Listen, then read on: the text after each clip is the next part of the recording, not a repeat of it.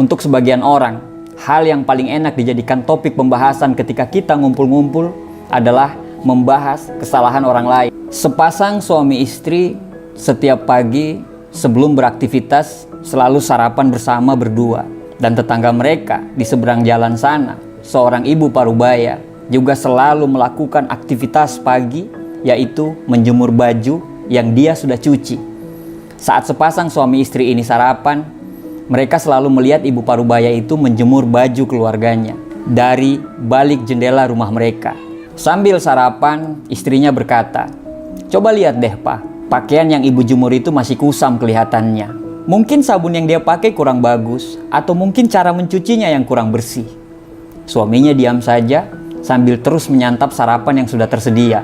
Besoknya, mereka sarapan bareng lagi dan tetap menyaksikan dari balik jendela perempuan parubaya itu menjemur baju. Istrinya bicara lagi, "Kasihan deh perempuan itu, baju yang dia cuci kelihatannya kusam semua. Apa aku kasih tahu aja kali ya, supaya mungkin ganti sabun biar pakaiannya udah gak kusam lagi." Suaminya berkata, "Gak usah," sambil tetap makan sarapan yang sudah disiapkan. Saat besoknya, mereka melakukan hal yang sama, rutinitas yang sama. Mereka berdua sarapan, dan kali ini sang istri agak kaget karena dia melihat ibu parubaya itu menjemur baju yang sudah tidak kusam lagi. Dia berkata pada suaminya, "Nah kan, pasti udah ada yang kasih tahu dia kalau sabunnya yang dia pakai itu nggak cocok. Dan sekarang mungkin dia sudah ganti. Atau mungkin sudah ada yang ngajarin dia cara mencuci yang benar. Atau jangan-jangan bapak yang ngasih tahu dia. Bener nggak Pak?" Suaminya pun menjawab, "Papa nggak pernah ngasih tahu dia. Lagian, Papa juga nggak terlalu kenal sama ibu itu. Tadi pagi, Papa cuma membersihkan jendela kita yang kotor, sehingga kita bisa melihat bajunya yang dia cuci udah nggak kusam lagi." Kemudian, sang istri diam, tertunduk malu, dan tidak mengeluarkan sepatah kata pun.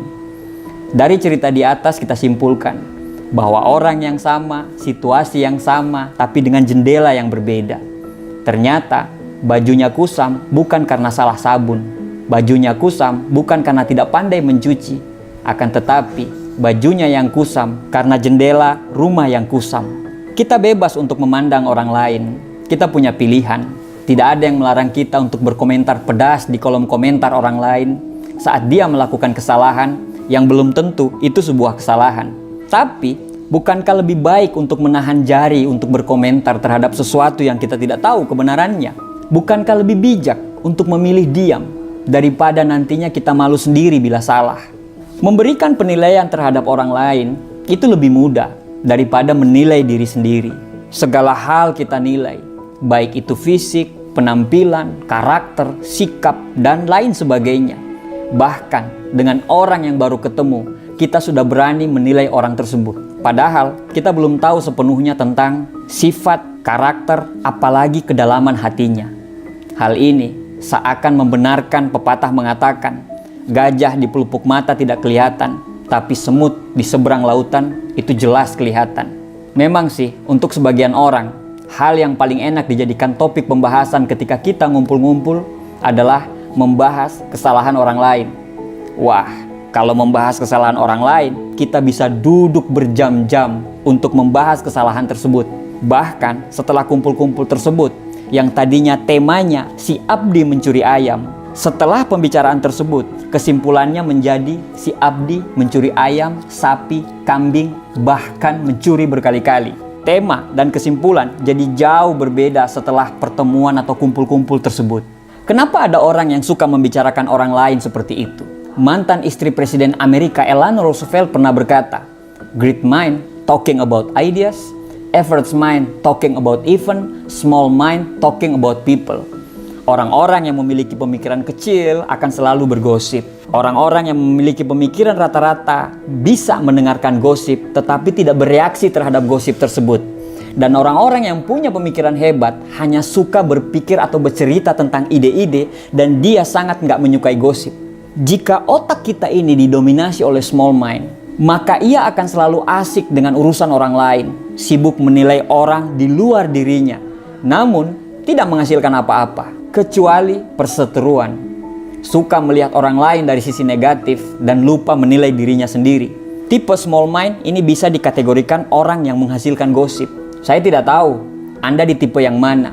Kalau Anda mengaku bahwa Anda seorang yang great mind atau orang dengan pemikiran besar, saya yakin Anda tidak akan suka dengan gosip, atau Anda akan cepat-cepat meninggalkan obrolan dengan teman Anda yang berbau gosip karena Anda tidak menyukai itu.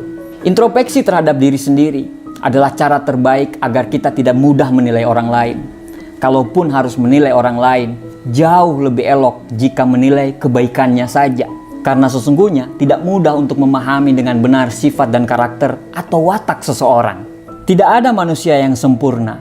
Anda, saya, dan semua manusia di muka bumi ini, semuanya tidak ada yang sempurna. Tidak sepatutnya untuk saling menilai, menunjuk, dan saling menghakimi. Kebiasaan menilai orang lain akan berujung pada kebiasaan untuk saling mencari kesalahan orang lain. Sehingga pada akhirnya tidak ada yang terjadi. Yang terjadi hanyalah konflik. Sebelum Anda menilai seseorang, alangkah baiknya kita introspeksi diri kita sebelum menilai, apalagi berbicara. Karena mungkin bukan bajunya yang kusam, tapi jendela kita lah yang kotor. Bukan mereka yang kita lihat tercela, tapi hati kita yang sudah tercemar. Terima kasih.